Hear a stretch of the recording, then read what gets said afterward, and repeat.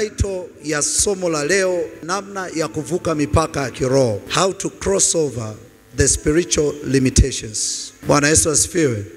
Katika kitu ambacho watu wengi kinawakwamisha ni namna ya kujua ni mipaka gani ambayo inakuzuia katika ulimwengu wa roho. Na hii mipaka ambayo naizungumza ipo katika makundi matatu, ambayo tutakuwa na wakati mzuri wa kujifunza. Tutapata series ya kuweza kujifunza. Kundi la kwanza ni mipaka ambayo inatokana na mtu mwenyewe binafsi. Wewe mwenyewe, namna unavyomjua Mungu, namna unavyotembea na Mungu, unaweza ukasababisha kujiwekea mipaka katika ulimwengu wa roho. Kuna mtu mmoja anaitwa Naaman, alikuwa anasumbuliwa na ukoma, na alipoenda kwa Elisha hata hakutaka kutoka nje. Akamwambia aende kujiosha katika mto Jordan. Naaman akaona amedhalaulika sana, kwa sababu kuna formula ambayo yeye alikuwa anaifahamu ya uponyaji, ambayo tayari alikuwa amejiwekea katika akili yake. Lakini alipoenda kwa Elisha, akashangaa Elisha anampa kitu ambacho hakielewi. Manake ni nini? Manake ndani ya Naaman kulikuwa kuna spiritual limitation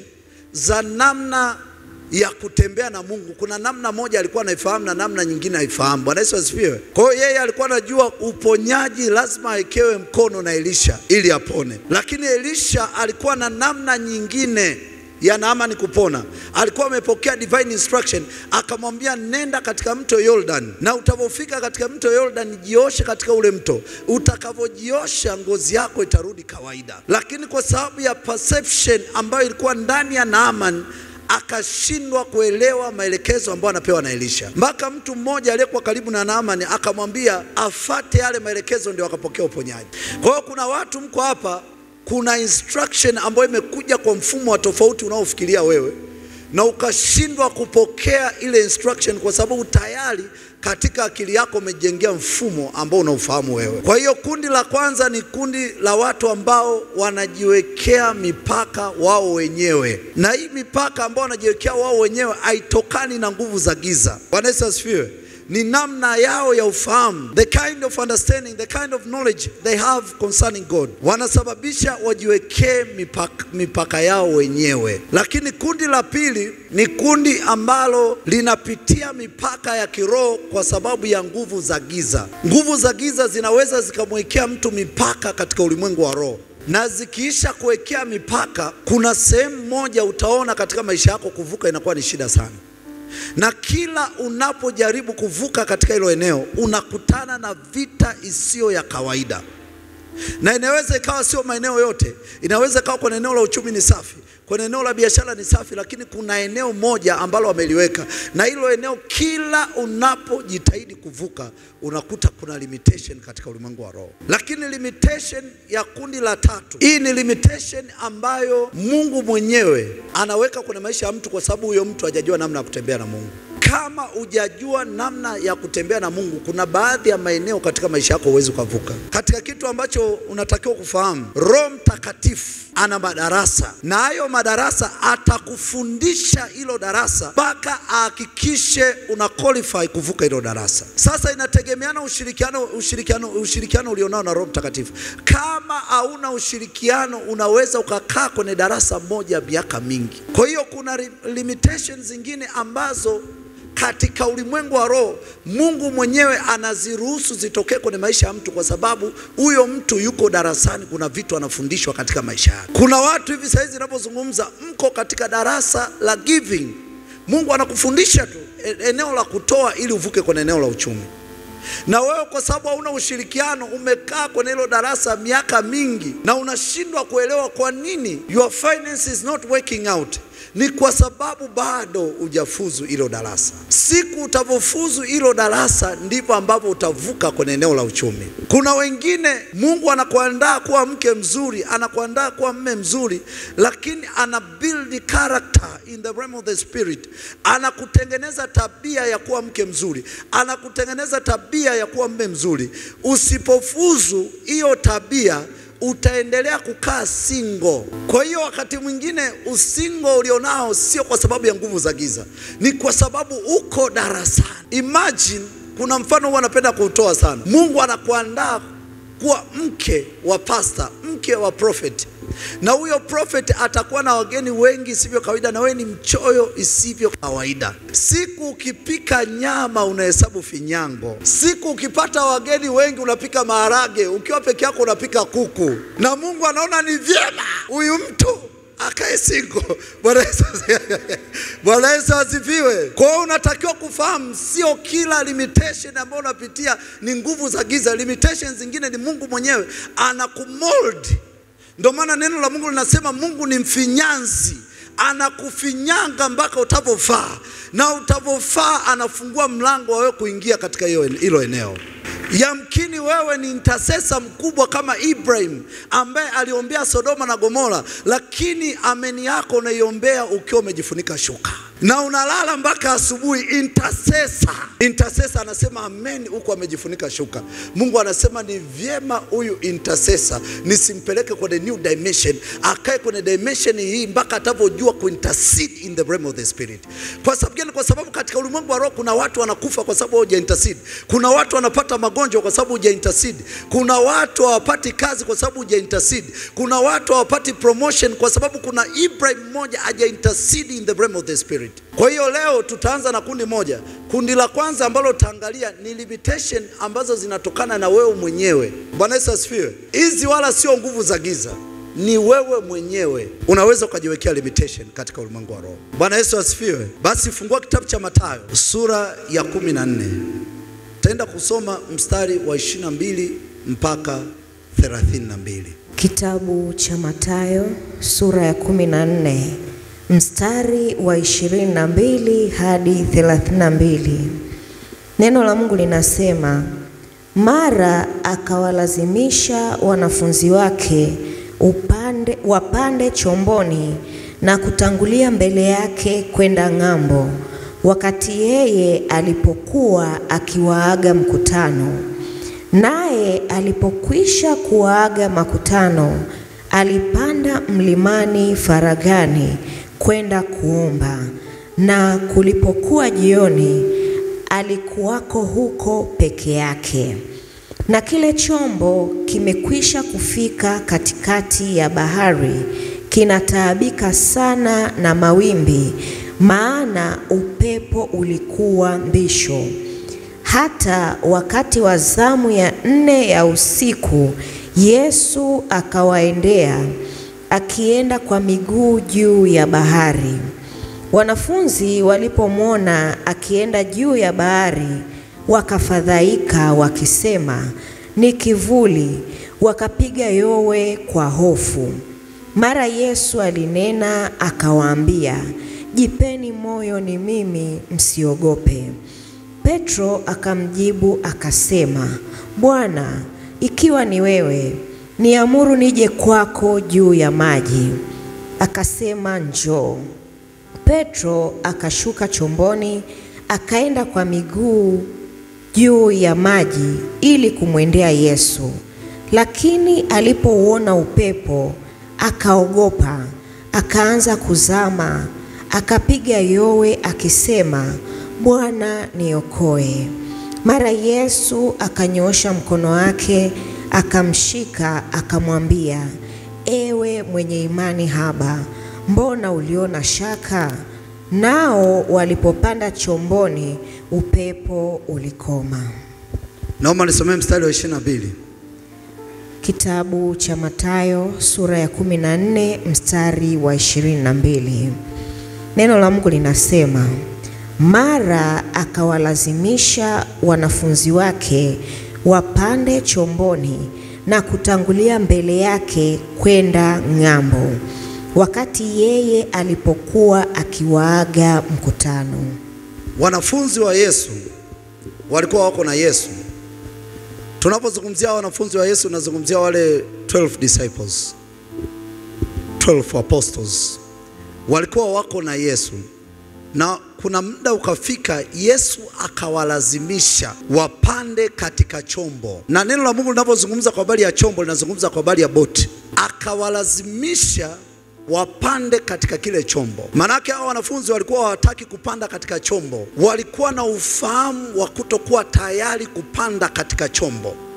Mpaka Yesu ikabidi atumie nguvu kuhakikisha hawa wanafunzi wanapanda katika chombo. Manake Yesu asingetumia nguvu, hawa watu wasingeenda ng'ambo, kwa sababu ili wafike ng'ambo wanakotakiwa kwenda, walitakiwa wapande kile chombo ili waweze kwenda ng'ambo. Lakini hawa jamaa hawataki.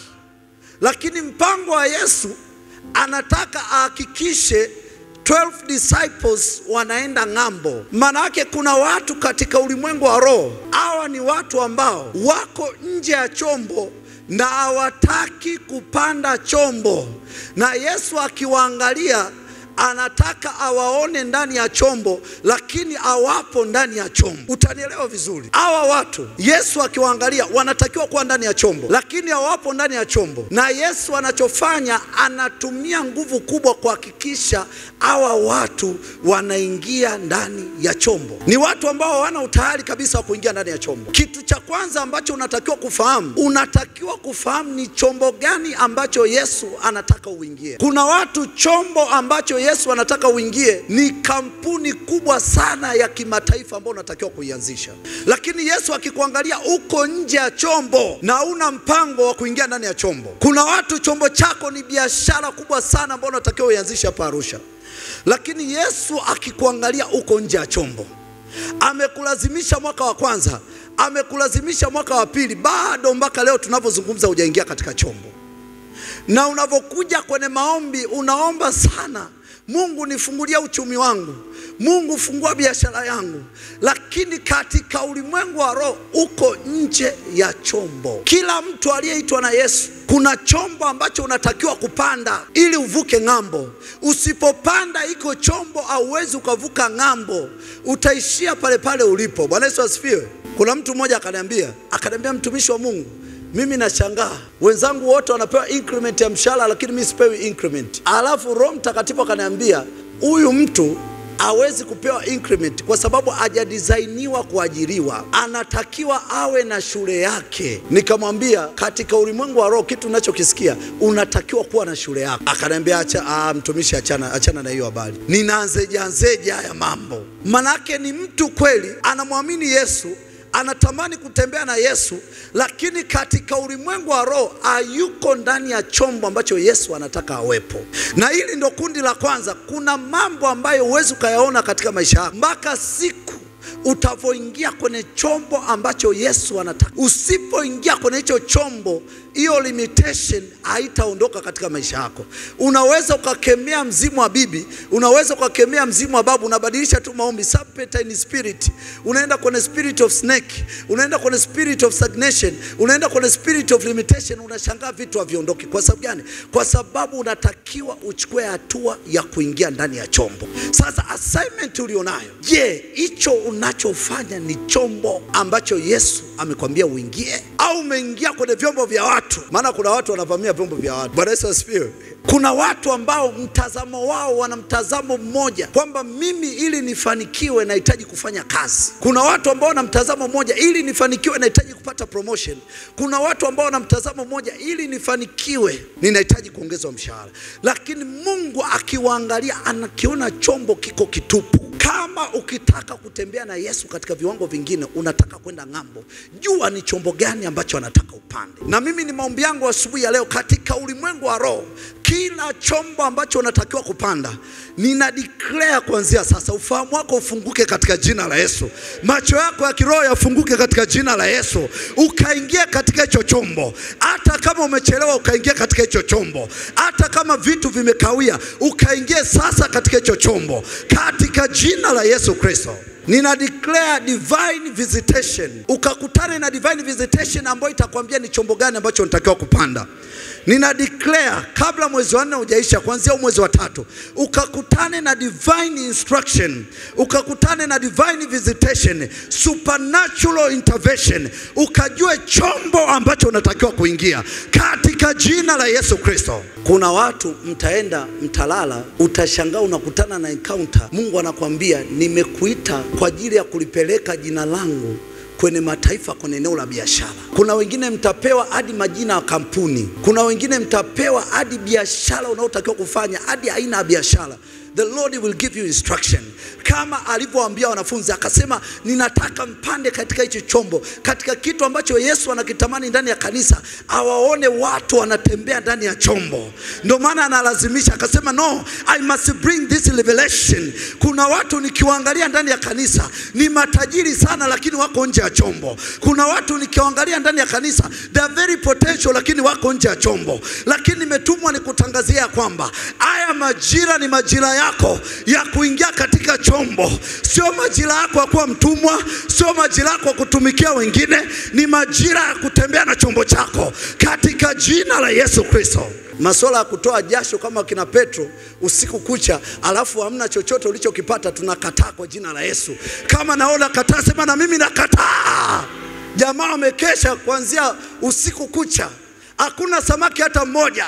Mimi na declare kila ulichokitolea jasho utakivuna katika jina la Yesu. Kila ulichokitolea jasho utakivuna katika jina la Yesu Kristo.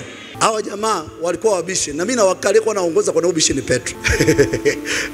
Yesu anamwambia boya chombo hicho. Wakala Petro anasema tunapandeje chombo? Hatupandi chombo.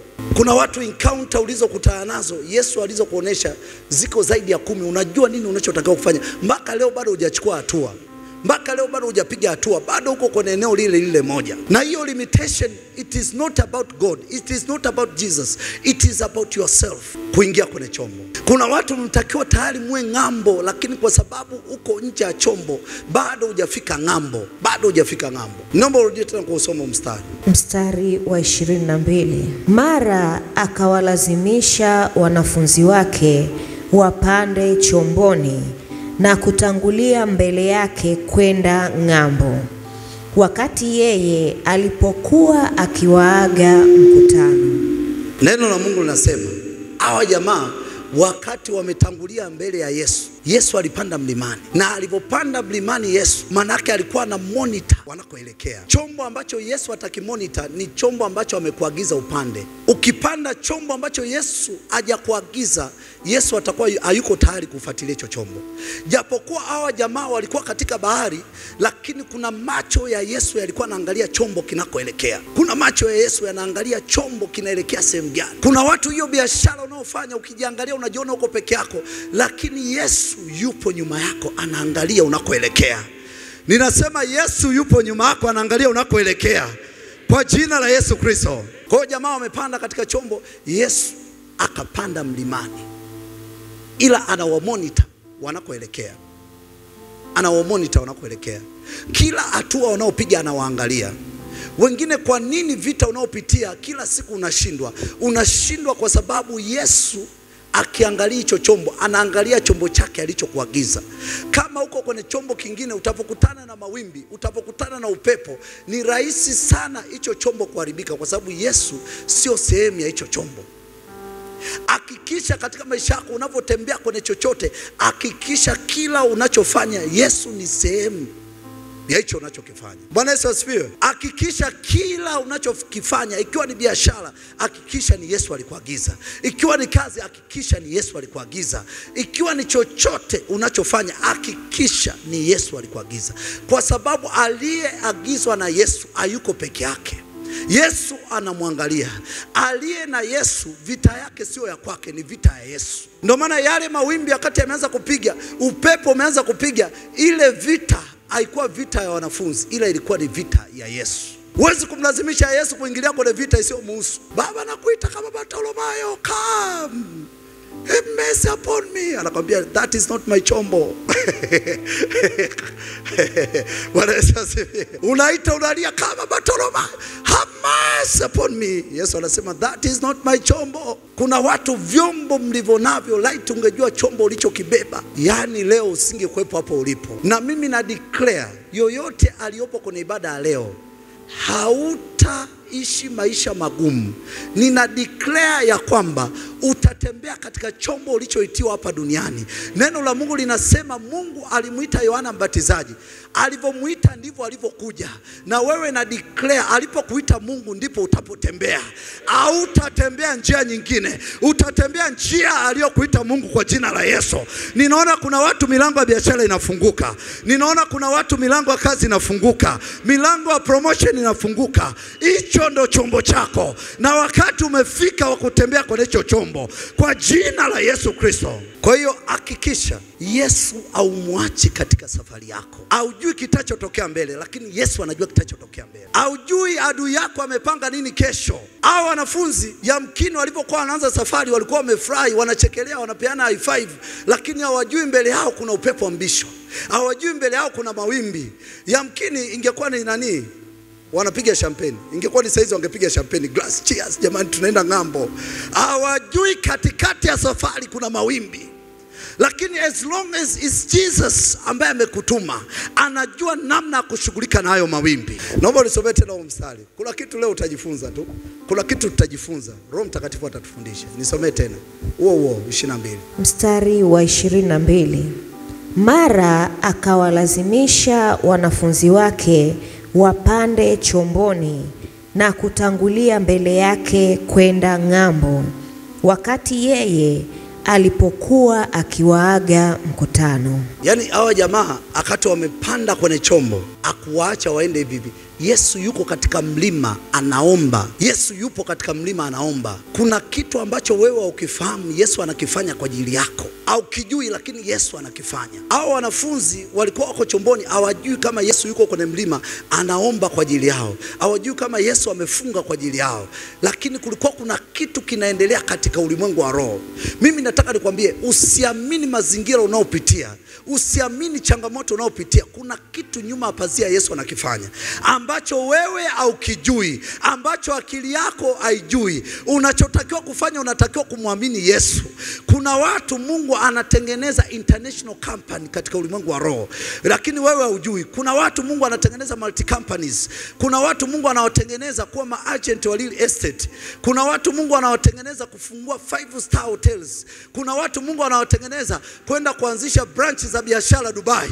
Kuna watu Mungu anawatengeneza kwenda kuanzisha branch za biashara China. Ikawe ni wewe kwa jina la Yesu. Nasema ikawe ni wewe kwa jina la Yesu. Kuna kitu kinafanyika katika ulimwengu wa roho. Haijalishi unajua au hujui. Kazi yako ni kumwamini Yesu. Lakini ninachojua hajanyamaza, hajakaa kimya, bado yuko pamoja na wewe. Kuna kitu anakifanya katika ulimwengu wa roho ambacho jirani yako hajui, rafiki yako hajui, shangazi yako hajui, mjomba wako hajui. Ndio maana wanakukatisha tamaa. Lakini the Spirit of the Lord is upon me today. I have come to declare upon your life.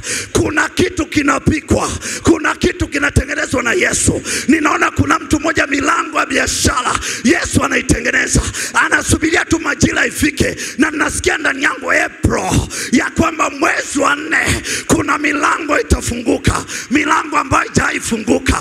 Nasikia tu April ya kwamba kuna watu watavishwa pete, kuna watu watavisha pete. Nasikia April ya kwamba visipo ambavyo vijazaliwa vitazaliwa tena. Nasikia April ambavyo vilikuwa viongezeki vitaanza kuongezeka tena, kwa sababu Jesus is in the kitchen. Anapika kitu, yuko jikoni anapika kitu, yuko jikoni anapika kitu, yuko jikoni anapika kitu kwa ajili yako. Kuna mtu mmoja anaona magonjwa yamekutesa, lakini Yesu anapika ushuhuda wa kuwasha masikio. Ayabataya kalabai asiana labadia. Umepitia aibu sana, lakini nimetumwa ni declare kwako ya kwamba Yesu hajakuacha, ya kwamba you are not alone. You are not alone. You are not alone. You are not alone. You are not alone. Katika uzao, katika ndoa, katika afya yako, you are not alone. I declare you are not alone. Jesus is on the mountain praying. Jesus is on the mountain. Yupo kwenye mlima anafanya jambo. Yupo kwenye mlima anafanya jambo. Nasikia tu kwenye majira mwezi wa 4 kuna vitu vinaenda kufunuliwa, vitu ambavyo ulimwengu wote unatazamia kwa shauku. The entire creation is standing on a tiptoe, yearning to see the unveiling of sons and daughters of God. Ulimwengu unatazamia kwa shauku kufunuliwa kwa wana wa Mungu. Wewe ni mwana wa Mungu, wewe ni mwana wa Kristo. Kama alivyo Baba ndivyo tulivyo sisi. Hatuwezi kukata tamaa. We are not backing down. We are not going backward. We are moving forward. We are moving forward. I don't care unapitia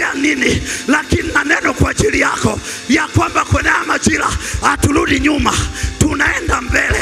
Tunaenda mbele, haijalishi mawimbi, haijalishi dhoruba, haijalishi upepo. We are moving forward kama jeshi. Oh my God, oh my Father, I declare my sons and daughters, go, go, go, go, go, go. Kilichokuwa kiendi nenda sasa, kafanya upya tena. Kilichokuwa kiendi nenda, kafanya upya tena. Jesus is at work. Jesus is at work. Jesus is at work. Jesus is at work. Nenda kamiliki fedha ambazo ulikuwa umiliki, kwa sababu Yesu anatengeneza kitu.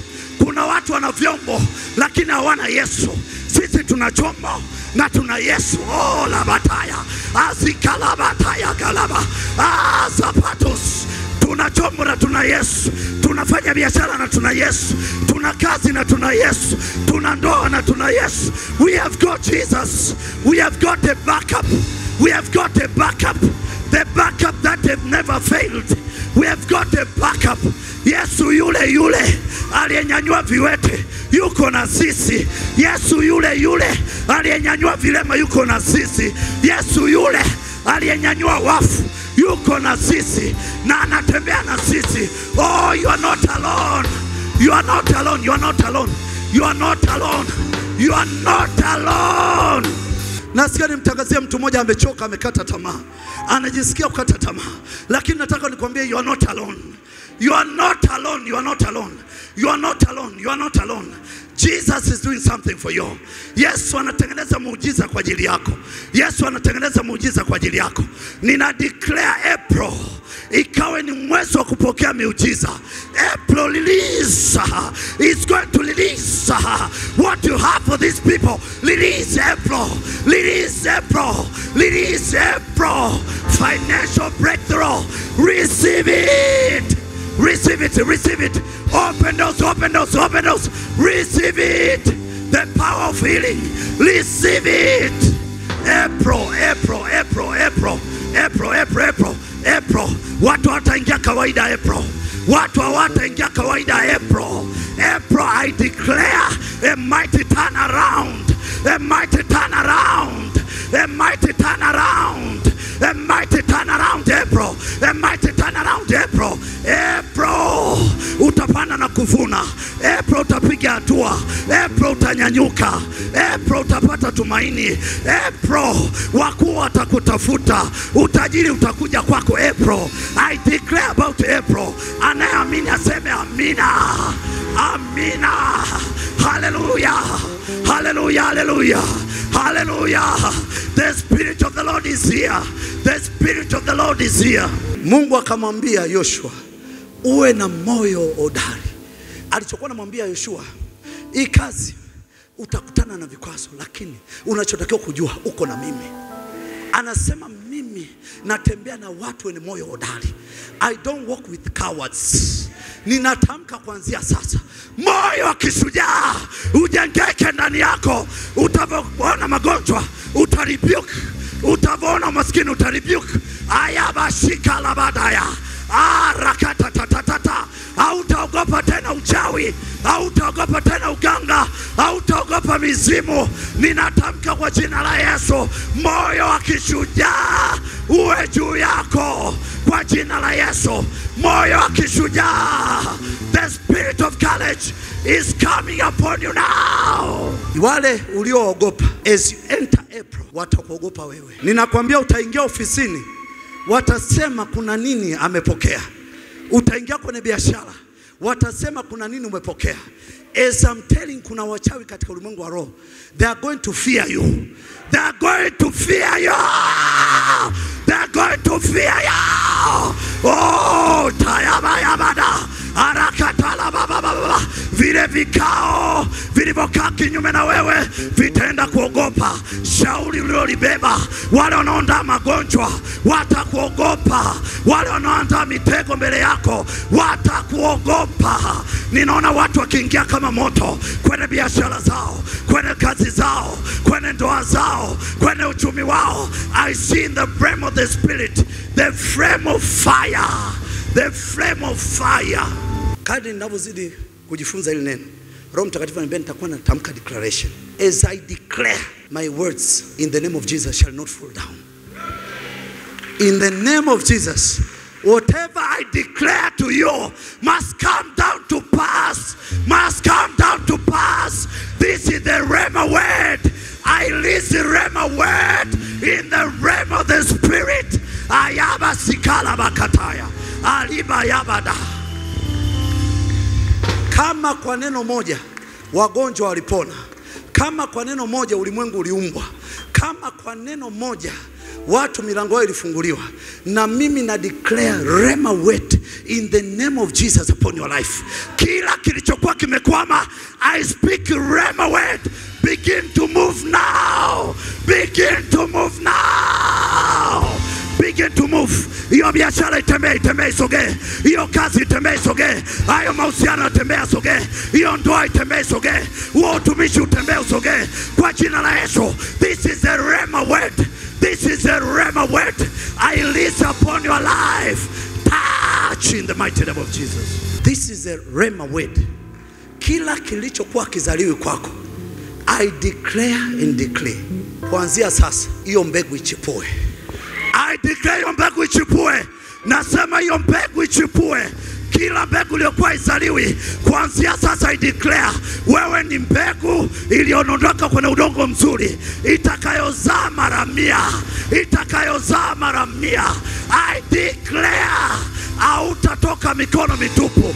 April, let there be multiplication, multiplication, multiplication, multiplication. April. Hear the word of the Lord, April. Multiplication. Kuna watu wataenda kutembea na ongezeko ambalo hujailiona. This April, ukatembea na ongezeko ambalo hujawahi liona kwa jina la Yesu. Ukatembea na ongezeko ambalo hujawahi kuliona kwa jina la Yesu. Ninautamkia April. April, in the realm of the Spirit. Auleni kwa nini umepewa nafasi ya kushiriki ibada ambayo inaenda kufungua mwezi wa 4. I want to tell you ya kwamba mwezi wa 4 hautakuwa wa kawaida kwako. Mwezi wa 4 ingia kwa ujasiri. Nasema mwezi wa 4 ingia kwa ujasiri. Vile ulivyokuwa uwezi vinawezekana kwa jina la Yesu. Vile vilivyokwama vinawezekana kwa jina la Yesu. Yale magonjwa sugu, uponyaji unawezekana. Zile roho za giza, ushindi unawezekana. I declare victory. Victory, victory, victory. Get seated. Kiwa wanafunzi walikutana na upepo, walikutana na mawimbi, lakini wakafika ng'ambo. Na mimi na declare, chochote utachokutana nacho akitakuzuia kufika unakotakiwa kufika. Chochote utachokutana nacho akitakuzuia kufika kwenye hatima yako. Nasema chochote utachokutana nacho akitakuzuia kufika kwenye hatima yako. Utakishinda kwa jina la Yesu. Utakishinda kwa jina la Yesu. Utakishinda kwa jina la Yesu. Nenda ng'ambo. Nenda ng'ambo. Naomba nisome mstari unaofuata. Mstari wa 23. Naye alipokwisha kuaga makutano, alipanda mlimani faragani kwenda kuomba. Na kulipokuwa jioni, alikuwako huko peke yake. Nisikilize. Neno la Mungu linasema alipanda mlimani faragani. Vitu anavyofanya Yesu, hakuna mwanadamu anaweza kuvijua. Yesu anavifanya kwa siri. Usiamini maneno ya rafiki yako anayokuambia ya kukatisha tamaa. Usiamini maneno ya jirani yako anayokuambia kukatisha tamaa. Anachokifanya Yesu, hakuna mwanadamu anaweza kupredict. Mimi nataka nikwambie, kuna watu mnajiona mko empty, mnajiona hamna chochote. I want to tell you, kuna kitu Yesu anakifanya kwa siri. Kuna siku vitu vyako vitalipuka kama popcorn. Utashangaa imewezekanaje. Ndio kanuni ya Yesu. Yesu akianza kufanya jambo, analifanya faragani. Analifanya faragani. Ndio maana ni hatari sana kumdharau mtu anayemtegemea Yesu. Bora umdharau mtu asiyemtegemea Yesu, lakini mtu anayemtegemea Yesu, anything can happen. Anything can happen. Hali ulionayo sasa, Yesu anajua. Na hali ulionayo sasa, hakuna yoyote anayejua unakoelekea. I want to tell you, hakuna yoyote anayejua unakoelekea. Yesu yuko faragani, anafanya kwa siri. Ndio maana Yesu lazima ajichukulie utukufu kwenye maisha yako. Kuna kitu kitaenda kutokea katika maisha yako, utajua hakika huyu si nguvu zangu. Hakika hii si nguvu ya mtumishi, hii ni nguvu ya Yesu mwenyewe. And I declare, ukakutane na jambo ambalo mtu yoyote atakutazama ajue kama Yesu alikutembelea. Alikuwa yuko faragani anatengeneza jambo. Ninatamka supernatural intervention in the realm of the spirit. Supernatural intervention April. Mwezi wa 4 supernatural intervention. Supernatural intervention. Ukakutane na supernatural intervention mwezi wa 4. Ukakutane na supernatural intervention mwezi wa 4.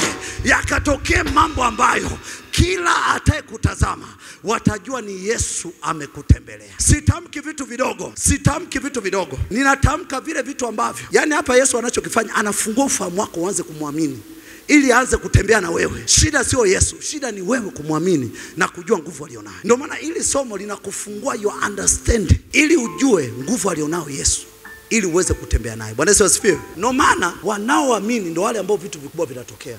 Kuna watu ambao unakuta hata kwenye account ana balance, lakini anasema I am rich. Akishika kadi yake ya benki anasema I see the overflow of money, I see the overflow of dollars, I see the overflow of euros. Hawa ni watu ambao wanatembea na Yesu. Watu wanaotembea na Yesu hawababaishwi na mazingira. Watu wanaotembea na Yesu hawababaishwi balance walionayo. Wanajua Jesus is more than a balance. Jesus is more than a balance. Wanajua Yesu ni zaidi ya balance ya account. Kwa hiyo hawa ni watu ambao wanaona faa. Hawaoni walipo, wanaona faa. Wanaona faa.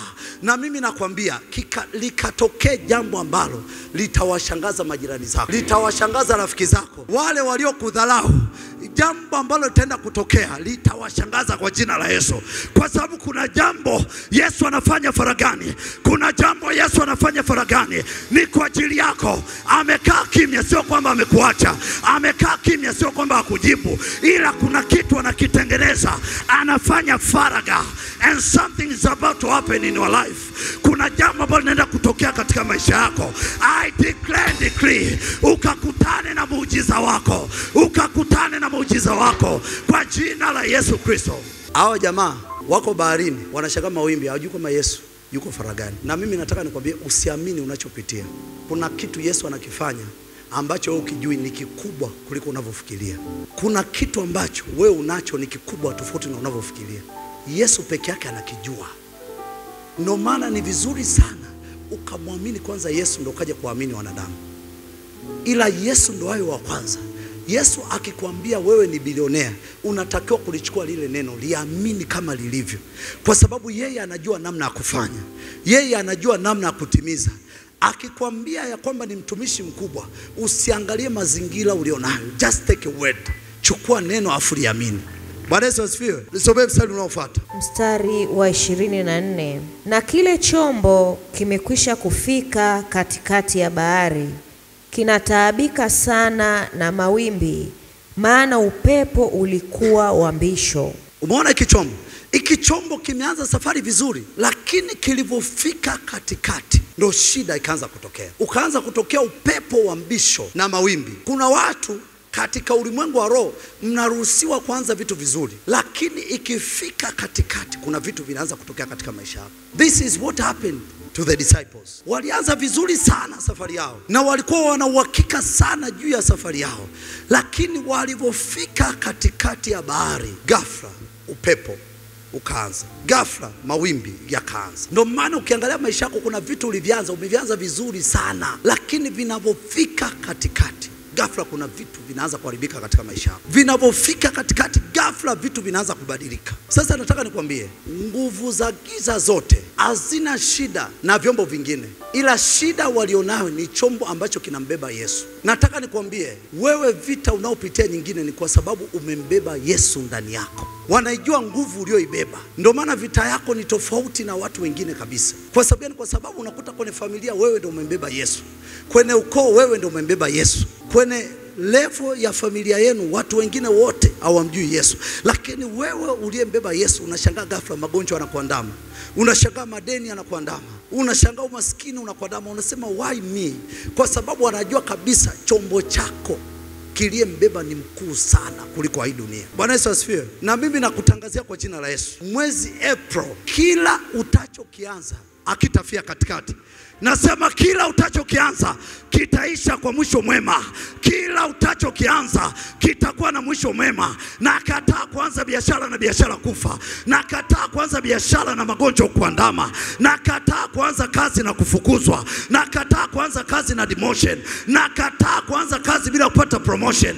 Ninatamka kuanzia sasa, kila utachokianza kwa jina la Yesu kitakuwa na mwisho mwema in the mighty name of Jesus. Sasa hivi vitu vyako havitakufa katikati. Kuanzia mwezi wa 4 vitu vyako havitakufa katikati. Kila utachokianza lazima kitafika mwisho. Kitakuwa na mwisho mwema. Bwana Yesu asifiwe. Hao jamaa wamekaa wanashangaa ghafla upepo uelekea unakotokea. Kwa hiyo unaweza kujiona you are safe, lakini unashangaa out of nowhere kuna kitu kinatokea katika maisha yako. Kinaharibu vyote ambavyo umeanza kuvifanya. Lakini mimi nataka nikwambie, as long as umembeba Yesu, haijalishi nini kitatokea katikati ya safari yako, lazima safari yako itakuwa na mwisho mwema. Katika kitu ambacho kiliwatesa hawa wanafunzi na kiliweka limitation kwenye akili za hawa wanafunzi, neno la Mungu linasema Yesu alipowatokea hawa wanafunzi akawaambia, enyi wenye imani aba. Anasema little faith. Maana yake kumbe imani na viwango. Hawa watu imani yao ilikuwa haijafika kiwango cha kupigana na upepo wa mbisho.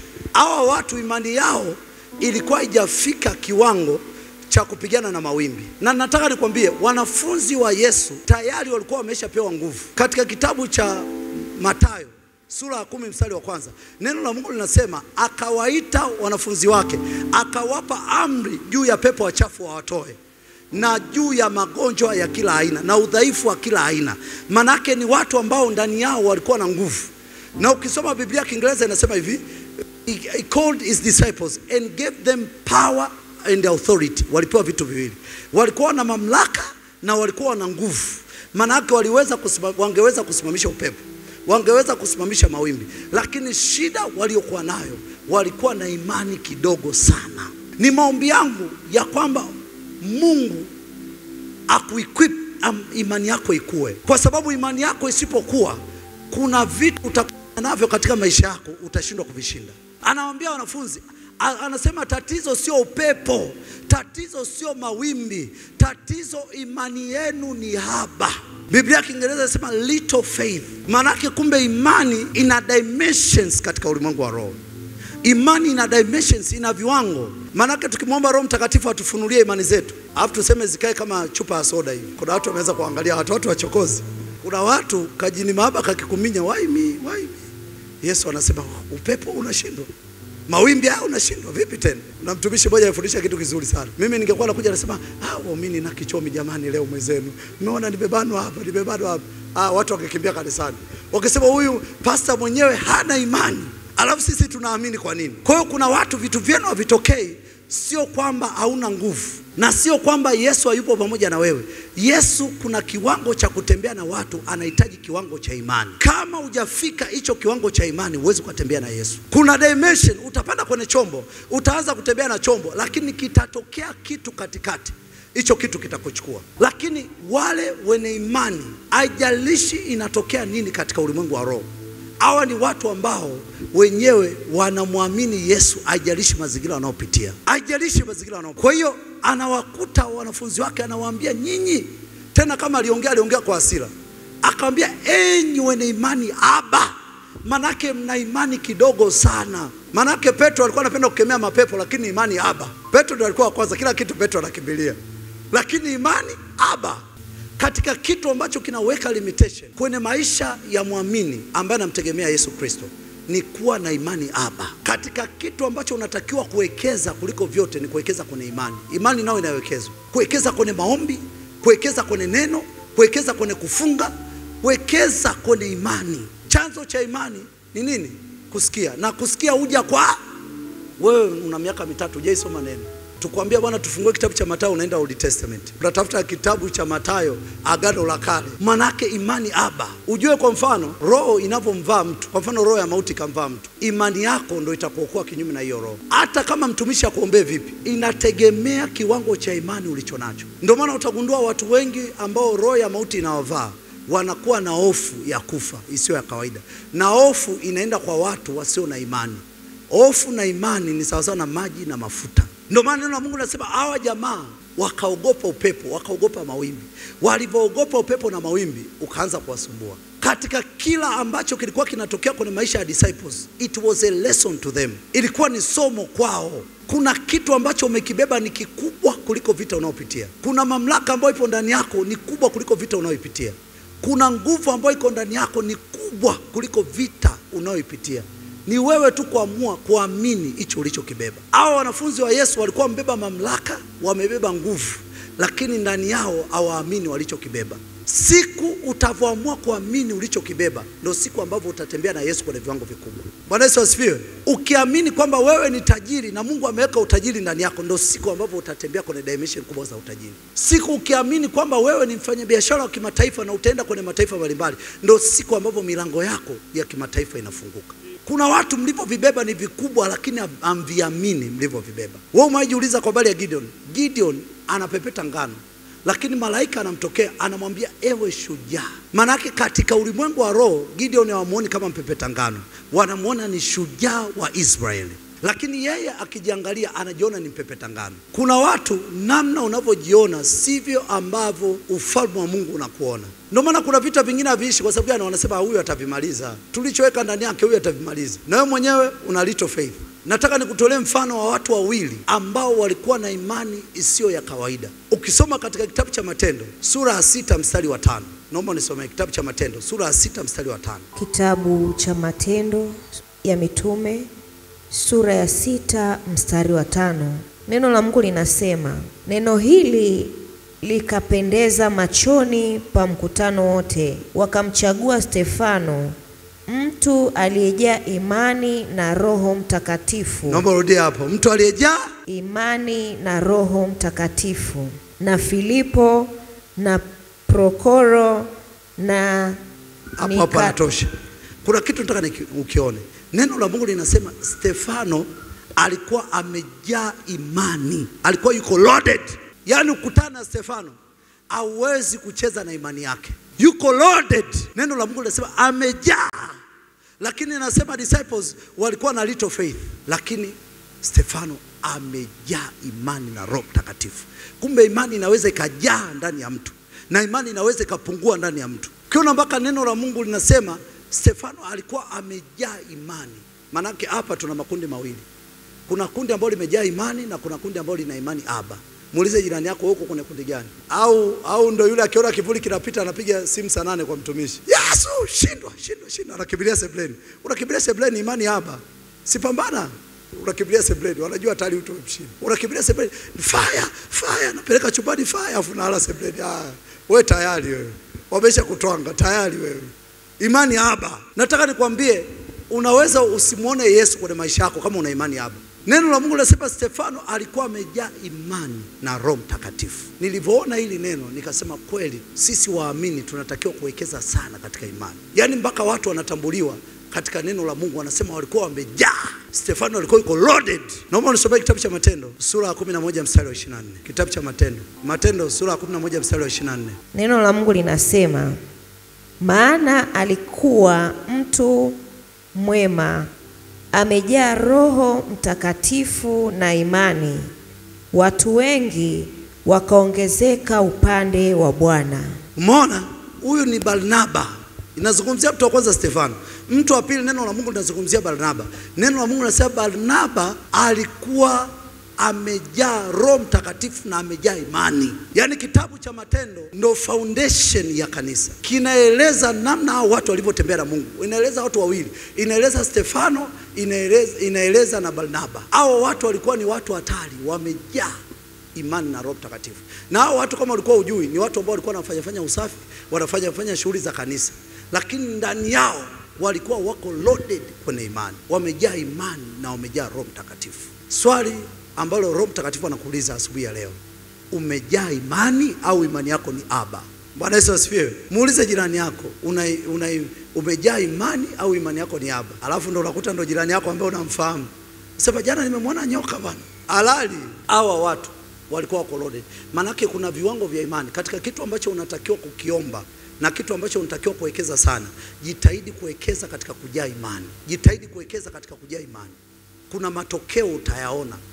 Sasa sisi watumishi wa Mungu tunatakiwa kuwekeza sana katika kujaa imani na Roho Mtakatifu, maana kuna majaribu unakutana nayo usipojaa imani. Ni shughuli. Usipojaa imani ni shughuli. Linakuja mzima mzima.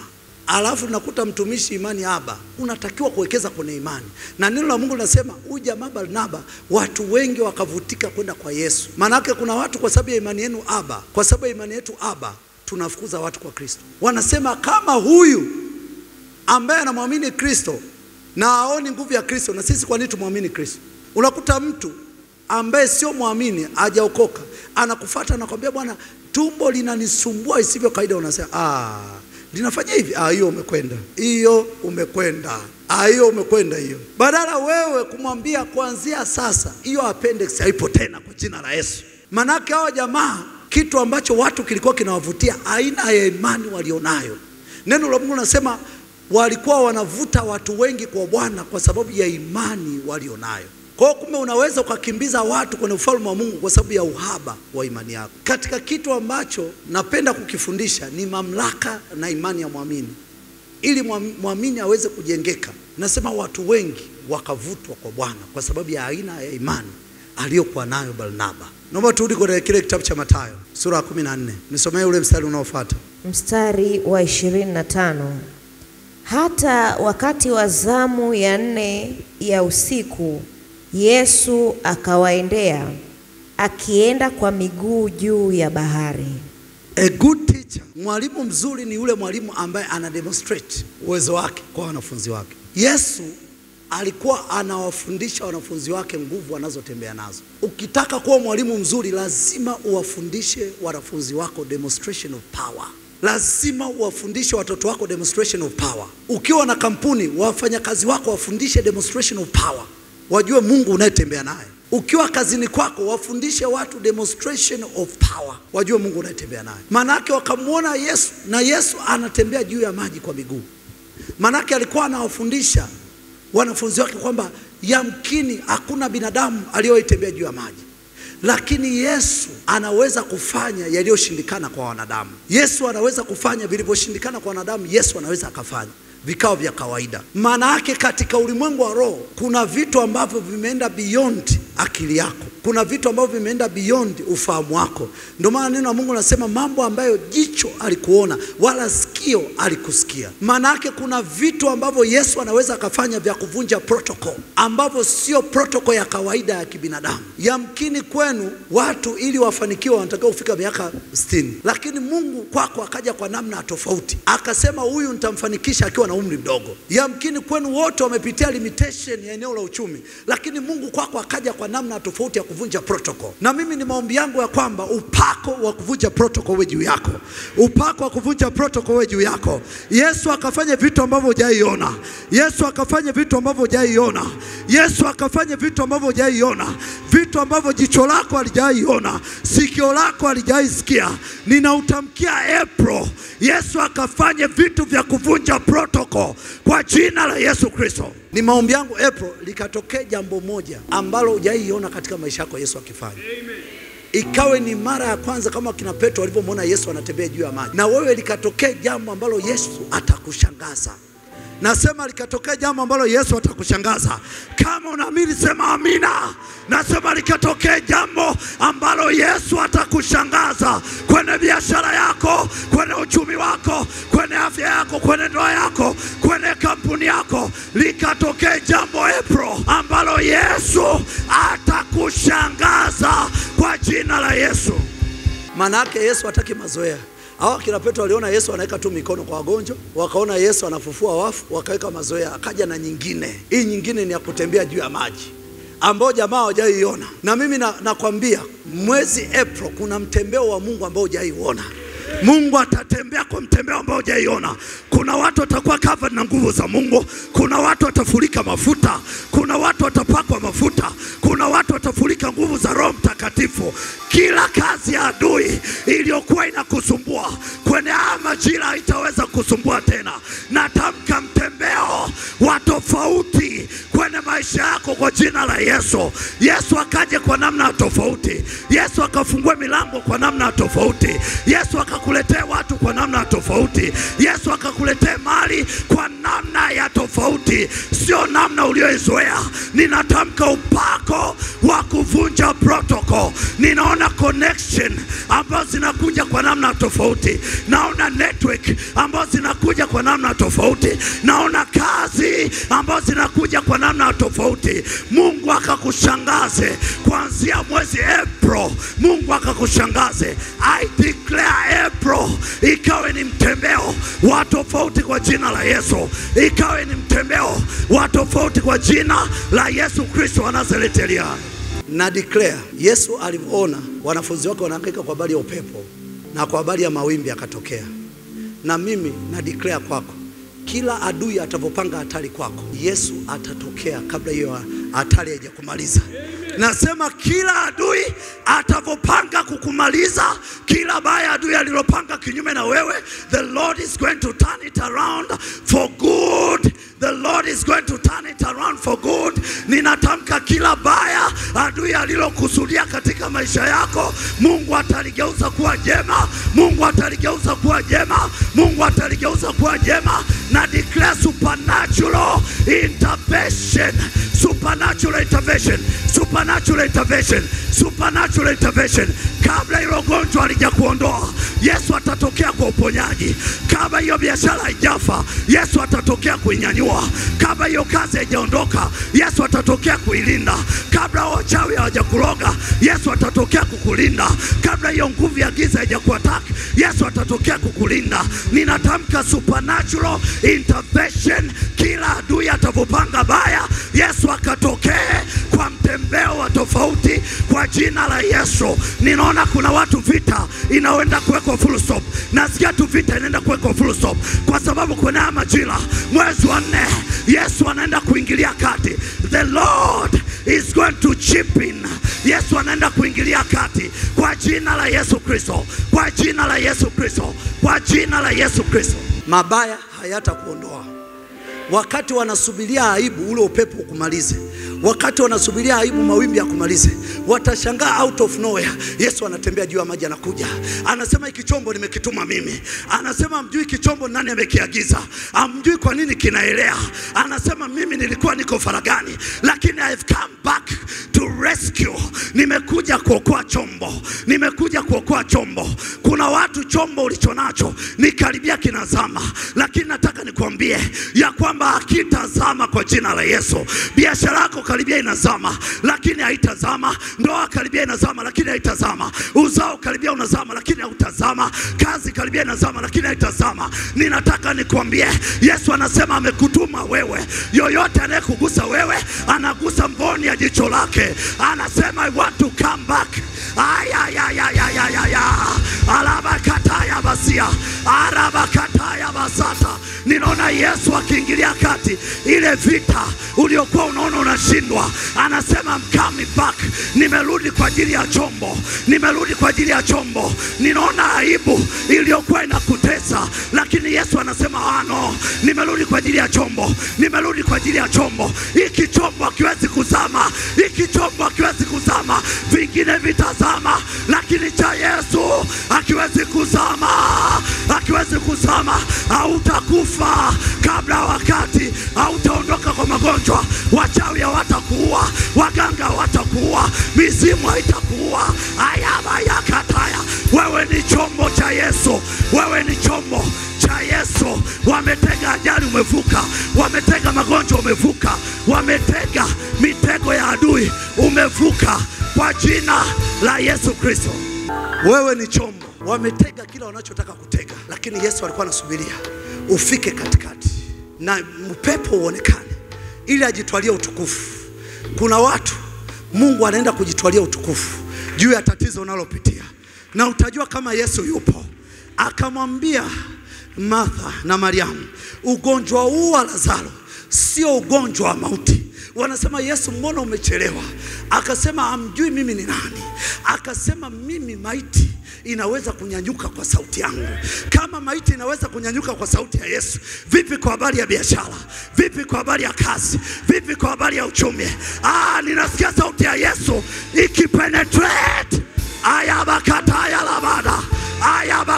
labada.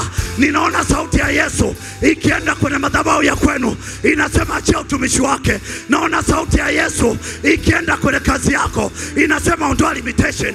Naona sauti ya Yesu ikienda kwenye ndoa yako, inasema rejesha amani. Ninaona sauti ya Yesu ikisema ewe mauti, wapi kushinda kwako? Ninaona sauti ya Yesu, vilivyokuwa haviwezekani vinawezekana tena kwa jina la Yesu, kwa jina la Yesu, kwa jina la Yesu Kristo. Yani hii ilikuwa kama movie. Jamaa wanalia na Petro atakuwa alikuwa analia. Akati wanalia, wanashangaa kuna kama kivuli kinakuja, kinatembea juu ya maji. Afu akawaambia msiogope. Anawaambia upepo ni kitu kidogo sana. Anawaambia mawimbi ni kitu kidogo sana. Anasema ulimwengu wote umeumbwa kwa neno langu. Upepo umeumbwa kwa neno langu. Upepo unajua neno langu. Upepo unatii neno langu. Akasema msiogope. Endeleeni na safari, lazima mfike ng'ambo. Na mimi nimetumwa nikwambie, kile kinachokutisha usiogope. Sio kikubwa kama unavyofikiri. Nimetumwa nikwambie usiogope. Sio kikubwa kama unavyofikiri. Aliye ndani yako ni mkuu kuliko dunia hii. Aliye ndani yako ni mkuu kuliko dunia hii. Kwa jina la Yesu Kristo. Ninakuombea ukatambue mtembeo wa Yesu. Kwa sababu wa jamaa walimuona lakini hawatambui. Wanasema nani yule? Nini kile kinakuja? Mimi natamka kuanzia sasa visitation haitakupita. Yesu atapokuwa anakuja utatambua kwamba ni yeye anakuja, na utakaa tayari kumpokea. Utajua yeye ndio anayekuja. Ni Yesu huyu. Atapokutokea kwa njia ya watu, atapokutokea kwa njia ya connection, atapokutokea utajua ni yeye. Ameingia kwangu. I open your spiritual eyes in the realm of the spirit. Whenever Jesus visits you, you will understand this is a supernatural intervention. This is a supernatural intervention in the mighty name of Jesus. Hawa jamaa hawajui, wamekaa na Yesu mpaka kawafanyia impartation. Wanasema nini kile kinakuja?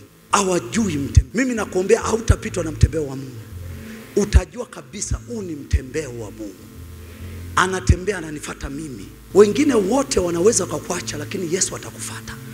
Pale ambapo upepo unavuma, mawimbi yanapiga, dhoruba, marafiki wanaweza kukuacha, majirani wanaweza kukuacha, lakini Yesu atatoka mlimani. Atasema no, this is my daughter. This is my son. Lazima nifanye jambo. Siwezi kukubali aibike. Na mimi na declare, Yesu hatakuacha. Yesu hatakuacha katika safari yako mpaka ufike ng'ambo kwa jina la Yesu Kristo. Mpaka ufike ng'ambo yako kwa jina la Yesu Kristo. Hatakuacha mpaka ufike ng'ambo yako kwa jina la Yesu Kristo. Naomba nisome mstari unaofuata. Mstari wa 26. Wanafunzi walipomwona akienda juu ya bahari wakafadhaika, wakisema ni kivuli, wakapiga yowe kwa hofu. Jamaa walipiga yowe, apostles walilia. Wamefanyia impartation ya power na authority, lakini jamaa walilia. Upepo soka. Upepo soka, ina jamaa walilia. Sasa hapo ni wanaume wote, sasa walilia kilio gani? Lazima wao kuna style walilia. Mwanaume sio mgumu. Kuna upepo unamliza ni mwanaume. Unafanya mchezo nini? Kuna mawimbi hadi mwanaume analia. Hao jamaa walipiga yowe. Wakasema hapa ndio tunaondoka hapa, apostolic ndio inaenda hapa. Tukikaa vibaya apostolic inaenda hapa. Bwana Yesu asifiwe. Kwa hiyo wewe sio wa kwanza kupiga yowe. Hao jamaa walipiga yowe, apostles ambao wanakaa karibu kabisa na Yesu. Na wamefanyia impartation ya authority na power. Wana mamlaka na nguvu, lakini wakapiga yowe. Jamaa wakalia. Wakasema tunakufa hapa. Bwana Yesu asifiwe. Kwa hiyo hiki kitu watakiwa ufahamu. Hofu ni adui wa imani. Hawa jamaa walikuwa hawana imani, walikuwa na hofu. Kila hofu inayotengenezwa katika maisha yako inalenga kupiga imani yako. Ndio hicho kitu ambacho unatakiwa ufahamu. Hofu yoyote inayokuja, ikiwa ni hofu ya kukosa fedha, ikiwa ni hofu ya uchumi, kwamba mimi jamani kodi nitapata wapi? Tayari hiyo ni hofu. Hauna imani wewe. Hauna imani. Mtaji nitapata wapi? Wateja nitapata wapi? Connection nitapata wapi? Una hofu, hauna imani. Watu wa imani ni watu ambao wanaamini kwamba wateja watanifuata, fedha zitanifuata. Ni kweli mazingira hayasemi, lakini na uhakika fedha zitanifuata. Bwana Yesu asifiwe. Naomba nisome mstari unaofuata. Mstari wa 27. Mara Yesu alinena akawaambia, jipeni moyo, ni mimi, msiogope. Nisome tena mwingine. Mstari wa 28. Petro akamjibu akasema, Bwana, ikiwa ni wewe, niamuru nije kwako juu ya maji. Yaani Petro hajui kama ni nani, anasema ikiwa ni wewe. Yaani bado Yesu kasogea, Petro hajui. Anamwambia kama ni wewe, niamuru nije juu ya maji. Huyu jamaa alikuwa na haraka huyo. Naye anataka atembee juu ya maji. Dimension ambayo bado hajafika. Anataka atembee naye juu ya maji. Kwa sababu muona mwalimu wake. Sio kila anachokifanya mwalimu na unaweza kukifanya. Kuna gharama ambayo mwalimu amelipa. Ndio maana anatembea juu ya maji. Unatakiwa utafute siri ya mwalimu kutembea juu ya maji. Sio kuomba tu kwenda juu ya maji. Unatakiwa utafute siri ya nguvu. Kwa nini huyu mtu anatembea na nguvu? Sio tu utake kutembea juu ya maji. Bwana Yesu asifiwe. Ukiona mtu amefanikiwa sana kwenye biashara, tafuta kujua siri ya yeye kufanikiwa kwenye biashara. Ukiona mtu amefanikiwa kwenye utumishi, tafuta siri kujua kwa nini amefanikiwa kwenye utumishi. Manake kuna siri nyuma yake. Petro hakutaka kujua siri, ila alitaka tu kutembea kama Yesu. Yaani yeye hataki kujua, hataki kujifunza, anataka tu kutembea kama Yesu. Kuna watu ukiona wamefanikiwa unataka kuwa kama wao siku moja. Kumbe wengine wanatumia nguvu za giza kufanikiwa. Wengine usiona wamefanikiwa wanatumia demonic powers kufanikiwa. Wengine ukiona wamefanikiwa hawakusimulii historia yao. Wengine walitembea peku, wengine walivaa viatu vimechanika, wengine walivaa mashati yamechanika mgongoni. Wewe ni kwa sababu unawaona leo, unawapenda walivyo. Tafuta kujua njia waliopitia mpaka wakafanikiwa, ili na wewe uweze kumaintain ile muscles and stamina. Bwana Yesu asifiwe. Uweze kumaintain muscles and stamina. Kuna watu walikula viazi mpaka gesi kana inalipuka kama bomu kwenye matumbo. Viazi vitamu. Alafu unasema I want to be like you. I tap. Alikula viazi vitamu mpaka bomu likao kama linalipuka kama gesi. Yaani muda wote ni kubeua tu. Viazi vitamu na maji. Mara vimkabe ashushie maji kidogo. Alafu mnakuta jamaa amefanikiwa, unasema I want to be like you. I tap. Alafu Mungu anasema kwa sababu ametapu, ngoja nimpitishe njia ya huyo mtu. Unashangaa, bora nimetapu, vitu ndio vinaanza kuwa hasa unapitisha kwenye njia. Bwana umetapu, unataka kuwa kama yeye. Bwana Yesu asifiwe. Kwa hiyo tafuta katika kila mafanikio, tafuta kujua siri ya watu kufanikiwa. Hicho ndo kitu ambacho kitakufanikisha sana. Ndio maana Delila alipoenda kwa Samson, alitafuta kujua asili ya nguvu za Samson ili waweze kumshinda. Siku utavofanikiwa kujua siri ya huyo mtu kufanikiwa, ndio siku ambapo na wewe utajua namna ya kutembea kwa utajiri. Bwana Yesu asifiwe. Naomba nisomee huo mstari. Mstari wa 28. Petro akajibu akasema, Bwana, ikiwa ni wewe, niamuru nije kwako juu ya maji. Nisomee unaofuata. Mstari wa 29. Akasema, njoo. Petro akashuka chomboni, akaenda kwa miguu juu ya maji ili kumwendea Yesu. Nisikilize, Petro alipoitwa alikuwa na neno la Mungu ndani yake kwamba ameitwa kutembea juu ya maji. Bwana Yesu asifiwe. Alikuwa na uhakika kwamba huyu ni Yesu ameniita kutembea juu ya maji. Lakini Petro akumwangalia Yesu, aliangalia maji. Yesu akikuita unatakiwa kuangalia neno la aliyekuita, au utakiwa kuangalia maji. Ukiangalia maji utakutana na upepo. Ukiangalia maji utakutana na mawimbi. Lakini ukimwangalia Yesu, hautatembea juu ya upepo, hautatembea juu ya maji, utatembea juu ya neno. Kuna watu wanatembea kwenye maji na kuna watu wanatembea kwa neno la Yesu. Kuna watu wanatembea kulingana na mazingira walionayo, na kuna watu wanatembea kwa neno la Yesu, hawaangalii mazingira. Bwana Yesu asifiwe. Kuna watu wakishaitwa kwa neno la Yesu, wanatembea kwa neno la Yesu, hawaangalii mazingira walionayo. Petro alikuwa anaangalia maji, alikuwa anaangalia neno la Yesu. Na mimi nataka nikwambie, ndani yako kuna neno, na mazingira unayopitia wanajaribu kufanya vita na neno ulilonalo. Ndio maana nataka nikwambie, kuanzia sasa hautakiwi kutembea kwa kuangalia upepo na maji. Unatakiwa uangalie neno lilopo ndani yako. Kuna watu mna maagano ndani yenu, lakini mmekata tamaa. Lakini nimetumwa nikutangazie ya kwamba kwenye majira kuanzia mwezi wa 4, kuna watu wataenda kutembea kwa neno la Yesu.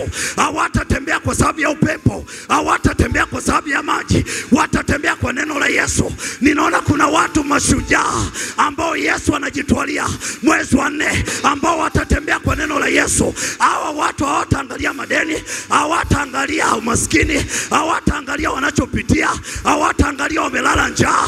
Watatembea juu ya neno, watatembea juu ya neno. Ninatabiria wale watu ambao ndani yao wamebeba neno la biashara ndani yao. Ninatabiria wale watu ambao ndani yao wamebeba neno la kwa habari ya kazi ya promotion. Kuna watu ambao wamebeba neno la ndoa.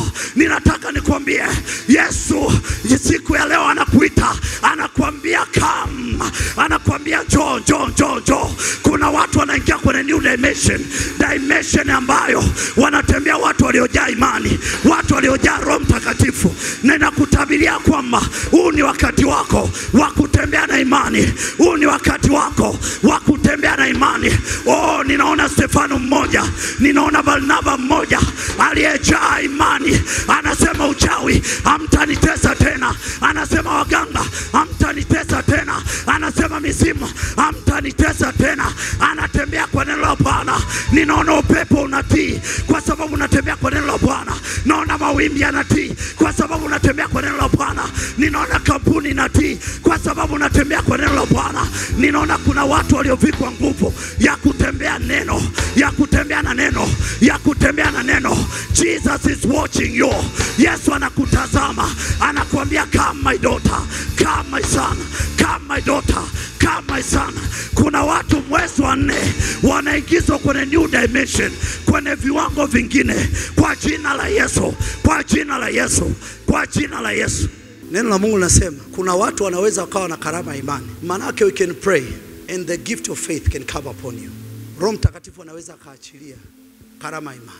Leo nataka niombe kwa habari ya watu ambao watajazwa imani na Roho Mtakatifu, ambao watakuwa na ujasiri wa kutembea katika njia yao ambayo Mungu amewaitia, ambayo Mungu amewaitia. Na hawa watu watajazwa nguvu za Mungu. Wengine wataanza kunena kwa lugha, wengine wataona kabisa mguso wa Roho Mtakatifu. Ni maombi yangu Mungu anyanyue watu wakuu ambao watatembea kwa imani. Hawataangalia mazingira wanaopitia, hawataangalia daktari amesema nini kwa habari ya afya zao. Ni watu ambao wanatembea kwa imani. Hawataangalia ameambiwa ana kansa, hawataangalia ameambiwa na diabetes, hawataangalia ameambiwa na fibroid, hawataangalia ameambiwa na ugonjwa gani.